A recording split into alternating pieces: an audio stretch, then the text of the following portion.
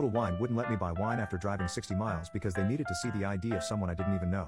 So, I placed a $10,000 wine order and never picked it up. There's a specific wine I used to pair with food. The closest Total Wine that had it was a 60-mile drive and it was storming out and I wanted it for the holidays because most likely was going to be cooped up inside. So I drove over. This used to be my typical Total Wine until I moved 2 counties away. Anyway, I went in and picked up the wine and got some other stuff for holiday parties. Was in there for maybe an hour and it came time to check out and the cashier asked me for my ID, so I gave it to her and then she told me she needs to see the ID of the other person I was with, so now I'm confused and say I'm alone? And she says, well, I have to go get my manager.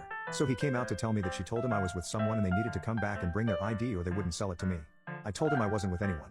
He asks to see my ID, looks at it and says, well, unfortunately you look young. I find it extremely disrespectful to tell someone they look young while you're holding their ID in your hand, and not to mention I've been shopping at that exact location for about 4 years and have never had a problem.